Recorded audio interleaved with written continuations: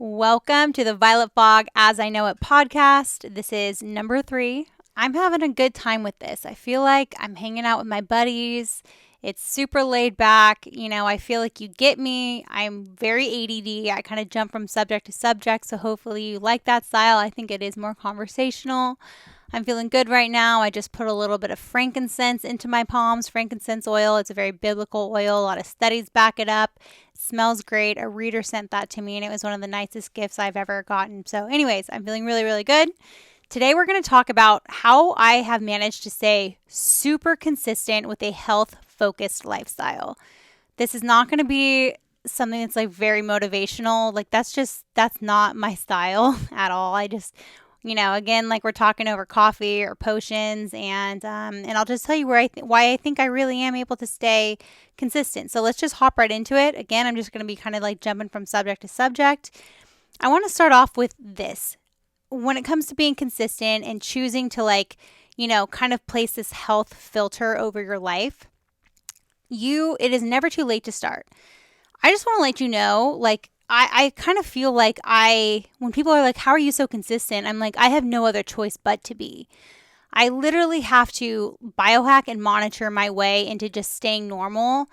And it's unfortunate, but it's also like, I don't give up. I don't care like what I've been through. I know that my body will heal. I know the things that I can achieve. For reference, because a lot of people will say to me like, oh, I don't think I'm ever going to be able to get healthy. I have PCOS. Or I don't ever think I'm going to be able to get healthy because I binge drank for like 5 years straight. Let me tell you where I'm at right now. So I started my life on antibiotics. In my life, I've taken somewhere between 700 to 1,000 rounds of antibiotics. Destroyed my gut. I didn't even get to start life with a good gut. I've done like a ton of work to repair that. That's a story for a whole other time. But that is one of the most detrimental things that my body's ever gone through. I had an eating disorder for 13 years. That is hormonally so tough on your body. So, I was anorexic for 13 years. That's horrible. I was addicted to Adderall for 13 years and was on antidepressants. That screwed up my neurotransmitters. Sleeping pills. Oh my gosh, that's horrible. I was on Accutane when I was a teenager. That can be really, really tough on the liver. I have the MTHFR gene mutation, which makes it harder for me to methylate and detox. And I think I'm missing some things. I have a tumor right now that was caused by stress, which that's something that, we'll get into. But here's the thing, and I don't say it to be like, woe is me. And I also don't mean it to be like, my case is way worse than your case. Because it's not. I just don't ever look at things like that. And I know that things could be way worse. But what I want you to know is knowing that I've been through that, and you see me, how consistent I am, how positive I stay. I just think you got to have that mentality no matter what. I am not giving up. I don't care what the F I have been through. I know my future. I know where I'm going. I know that I'm healing. I know that all of my routines and practices are worth it, and I don't give up. And if my body can get through all this stuff, I know that you can get through things too. It's never too late. So number one, I guess, advantage that I have on staying consistent is I really just feel like I have no other choice. But you probably do have choices. So let's talk about staying consistent. Something that I think I have an advantage on, and these are all going to be things that I feel that I have an advantage with, and why I'm stating it like that is I think that you can adopt these as advantages yourself. So number one, I'm not attached to outcomes when it comes to trying new things or trying new practices. I'm very realistic. I think, I might try a diet for X amount of time for 3 months. And let's say I don't get the result that I wanted out of it. I never come out of it oh, that sucks. I just wasted all that time. I'm defeated now. No, I just pick up. All right, on to the next. And I think more people need to adopt that, because the fact of the matter is you can read every single scientific study out there. You can talk to a million people who had something work for them, but we will never know for sure if something's going to work because you are that bio individual. The body is so complex. So knowing that, I always go into things being I can do all the research that I can. I can go in there with all my blood work and everything, and there's still a chance that things might not work. And it's never 100% that things work out in life. So I just understand that like, hey, like it might not work out and I will never let that defeat me.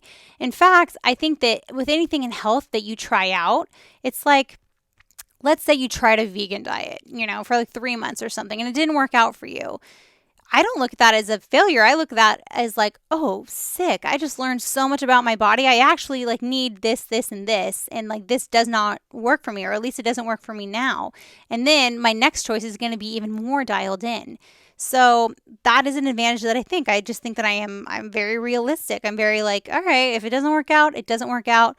On to the next. I also know that like I'm never going to be perfect. I also am realistic in knowing that like the body is always changing. So like I'm never attached to a specific outcome. I'm just kind of attached to my journey and always checking in with myself. And I think that you should do that too.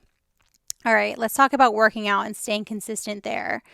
So for me, if I was to be super lean and ripped right now, that would not be hormonally protective whatsoever. In fact, that would be hormonally detrimental to me to be lean and ripped.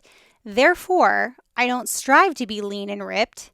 Therefore, I'm a lot more relaxed in that area because I don't want to be that because it's going to be hormonally detrimental. I think that a lot of women especially like don't realize that. And they think that this is like what they need to strive for, being lean and ripped, and then they have to make themselves like commit to 6 to 7 days in the gym and hard workouts and like, if you can stay consistent with that, I mean like, all right, you're staying consistent, but like at what cost? And so for me, the advantage is knowing that being like just killing myself in the gym is hormonally detrimental. And so it's freedom for me to know that I can have like a relaxed state about it. So I'm also just laid back about it because I know what it takes to maintain and what it takes for me to feel good. Personally, if I just make it 2 to 3 times a week, that's good for me to maintain my body where it's at. 2 workouts a week if like I'm really, I'm like challenging myself, but not to the point where it's like a HIIT workout. HIIT workouts for me, no bueno when it comes to hormones. Or 3 times a week if they're a little like half-assy kind of workouts. What's optimal for me is 4 times a week, 4 to 5 times a week. That's definitely optimal. I'm feeling more energetic that way. I think that it's just better for me mentally. So if I can get 4 to 5 workouts a week, awesome. But if not, I'm very happy with 2 to 3. If I miss an entire week, that's fine with me too, because I really do believe like rest periods are so important for the body, can be really great hormonally. And I would just never torture myself on being like, that's bad that I missed a week. However, I do stay consistent because I do have a promise with myself. I would never go more than a week without working out where I'm at right now. If I did, again, I wouldn't punish myself. I wouldn't look down on myself, but I do have that promise with myself. Like, come on, girl, like don't miss a full week, like you can even go just like 1 time this week, but let's not miss a full week. And I talk to myself just like super gently. But again, I just, I know my body so well that like 2 to 3 workouts a week just to maintain, like that's doable. 4 to 5 to be optimal, like that's doable on a lot of weeks too. So I kind of keep it, I just keep that mentality. I'm also very like gentle and slow in my workouts, and so I don't dread them. I found when I did HIIT workouts or like even weightlifting ones where I like went just super fast and I was just dripping sweat at the end of it, it was hard for me to stay consistent with those workouts because I hated those workouts. I hated them and they ended up not even being right for me. I would get more inflamed after. I mean, the whole, point of working out is to feel really good about yourself, both mentally and physically. And I just wouldn't even feel that good after. So for me, it is freedom knowing that I can enjoy my workout. When I do my weights, like I go, I challenge myself, but I go slow. And if it is fast paced, I do something like bar. Which I just find is like really fun for me too, because there's kind of like not really a dance element to it, but kind of, and I love to dance. So I'll do things like that, maybe yoga. I just know that and I also know this. Here's another way I stay consistent. Walking is like the best thing that you can do for yourself. I really think like walking is number 1 and then lifting weights is 2, but everyone is different. I totally get that. But walking, that's doable for me, especially because I can always kill two birds with one stone. I can call someone, I can get some think time in if I really need to do some brainstorming. So intentional movement like every day, and that also just feels really good. So that's a way that I can stay consistent. I also create like little routines of movement. So, I have my potion business and my stress blend, and I use that as a signal. I will literally make my potion. I will look at like the mug, and that is my signal to go stretch. So I'll go stretch for 2 to 3 minutes. I can stay consistent because I will always find a pocket of 2 minutes. Like, it's not like I'm dedicated. I'm not like it's like 20 minutes. It's 2 minutes of stretching, and that makes such a difference. So it's easy for me to stay consistent because I will always have a signal, and that is my potion, and then I'll always have 2 minutes. So like altogether from making the potion to stretching, that's like a 5 minute like routine that brings me a whole lot of joy too. So much joy. I feel so good. I feel blissed out after. So it's easy for me to stay consistent when I know it's not going to be too time consuming. So that's how I stay consistent with working out. When it comes to food, I think the advantage that I have with food is that I have a whole lot of fun with it. I really do. I think like food it's so fun to make, if I'm in the mood. It is so fun to eat. I just enjoy eating. I enjoy food, and I don't feel restrictive at all with my diet. I eat a ton of veggies, and I like have like, I guess you could say rules for myself, but I don't really like having rules. I have parameters that I like stick in. And when it comes to vegetables, I used to be someone that did not like vegetables. I did not grow up eating like super nutrient dense. Like I love my parents, best parents in the entire world, but I didn't grow up eating the rainbow. I grew up on white pasta and pizza and seed oils and sugar all the time. I really wasn't someone that like I would make myself eat vegetables, like in my 20s, but I didn't enjoy it. But now I really have come to a place, I truly believe that taste buds change. I really do, because I have seen it myself. My taste buds have fully changed. I love vegetables. I'm really at a place now, like I'm not bullshitting myself. I love vegetables. And I just make it so easy for myself too. Another like thing that makes it easy for me to stay consistent is that I don't plan. Like I'm someone that like if I actually overplan with food, that stresses me out. And I think that if I were to commit to meal prepping every week, that would actually make me not consistent, because I feel like I would be haywire. I always want different things at different times. Prepping for me is just not like doable. I never have specific recipes in mind unless there's like one night where, Dan requests something or like we're celebrating something. But for the most part, I stay consistent by this. I go into the grocery store and I say, half the things that I buy today need to be vegetables. If I'm shopping for the week, at least half the things need to be vegetables. And I just grab whatever I want. I don't overthink it. I don't do like too many nightshades, but like that's about it. Other than that, I just grab whatever vegetables. I just know as long as about half the stuff that I'm buying is vegetables, I'm good. And I hate food waste, so I know I'm going to get through it. And then I've just realized like with vegetables, it's so easy to cook. Roast them, fry them up in a pan, or not fry them, but just kind of like saute them. Any kind of sauce really works. Any like seasoning that you like works. I feel like vegetables actually really have that palate that's subtle enough that you can kind of make them taste however. And I think that sometimes people get caught up with food and they're very like all or nothing, or then they binge because they're so strict, or they think that things need to be cooked this exact way. I'm just very laid back about it, and I really do feel like that kind of gives me an advantage with food. Another parameter I have with food is there's like certain things where I'm like, I know I need to eat for this. For instance, my liver. I am very dedicated to eating foods that are really, really great for my liver. Number one, I have the MTHFR gene variant, which I think I just stated, but maybe I didn't. So I need to be caring for my liver. I don't methylate as well. I don't detox as well. So I need to be fueling that liver. I think even if you don't have the EMTH or whatever, the motherfucker gene. Even if you don't have that variant, you need to be caring for your liver. I've always said, like, once your liver starts to go, you start to go. I just think, like, a healthy liver, healthy you. So care for it. All the cruciferous vegetables, green tea. And if you're not into liver healing foods, you can take a supplement. And even if you are taking liver healing foods. I really do think that a supplement is worth it.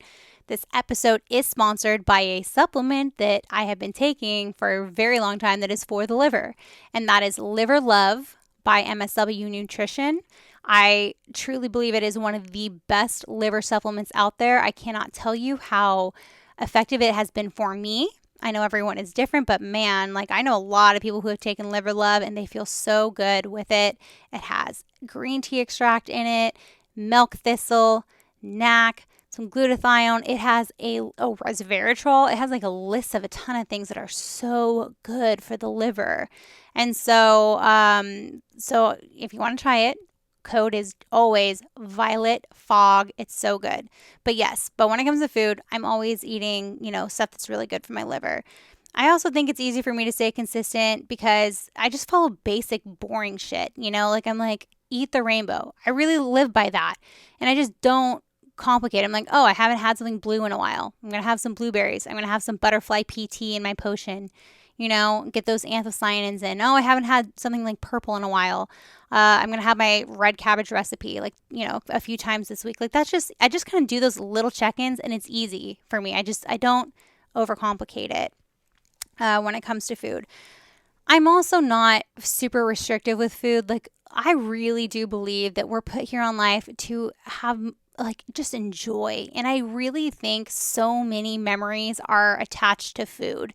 My great grandma made this chicken noodle soup that, the ingredients are stuff that I wouldn't normally eat on a daily basis, but I don't look down on them. And you better believe that when my mom makes that and I'm home, I'm having that because to turn something down all the time is just way too restrictive. That's not a way to live. And the body is all about averages. Truly, it really is. It's about averages. And when you're extra strict and restrictive, I can guarantee you are putting so much stress on yourself. You're not getting into that parasympathetic. I truly believe, when I have that chicken noodle soup, for instance, I'm happy that I'm letting myself do that because I'm relaxed about it. That's how life is supposed to be. In the Bible, Jesus, turned water into wine and talked about wine in these celebratory situations. And, I think our body can endure it. We are these wonderful machines and temples that can, we're supposed to have memories tied to food. But that said, it's not like I have that kind of food every single day. But I don't punish myself. In fact, I'd be very worried for myself if I had even if I had a full week of not straying a little bit, So, and that helps me stay consistent. Is that I'm not overly restrictive. I will say there are certain things that I try not to touch at all. For me, dairy. I actually have a true dairy allergy. If I have even a lick of dairy, I get eczema. Gluten, my gut actually does super well with gluten, but I have Hashimoto's. Therefore, that can be a trigger for my antibodies. Not always, and if I have it, whatever, I don't stress, but so unless it's true allergies, but if there's something that has some seed oil, some sugar here and there, every now and then, whatever, I just don't stress about it, and it helps me stay consistent. Another thing that helps me stay consistent is I'm always getting blood work done. And I think that test, not guess, really helps out. And I think that it gives me an advantage because because I spend money on that, I do have, this edge where I know more about what's going on in my body that maybe there's no way I would know unless I got those levels tested. And the way that I do that is I budget. I'm not a cheap person. I love to pay for someone's bill here and there. I love to spend some at times, but I will say for the most part, I am very frugal and my spending habits very much do reflect my priorities.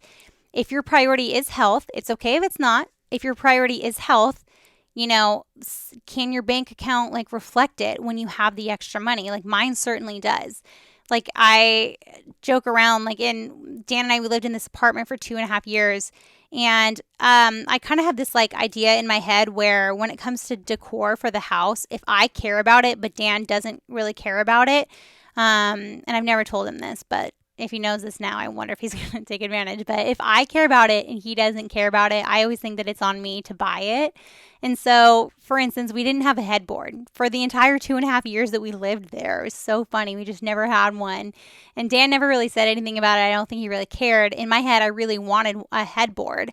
But I was just like, I have a blood work that I want to get done. I have this stool test that I want to do. I have this genetics test that I want to do, and so I have these moments where I go to buy something, but then I think, is there something that I need to find out about my health right now? And if the answer is yes, then I put that money towards blood work or a test or a meeting with my functional medicine doctor instead. And that's just like, and I'm very, very diligent about that. And so that's how I do it. I also, I thrift every single item of my clothes. It's so rare that something is brand new. It's really exciting for me if it is, because it's just so rare that I do that. But thrifting gives me an advantage because I do save a lot of money on clothes, and I put that towards blood work. But I do feel like even if you could only afford blood work once or twice a year, just go at it very targeted of what you want, what your symptoms are, and budget for that, because you will be so I even tell people in my DMs all the time, I always say this: save up for even just one functional medicine visit. I promise you, even just one, you will be astonished at what you can get accomplished and what you can learn about your body. So that is how I stay consistent. And a big way I stay consistent with health is that I test, I don't guess all the time.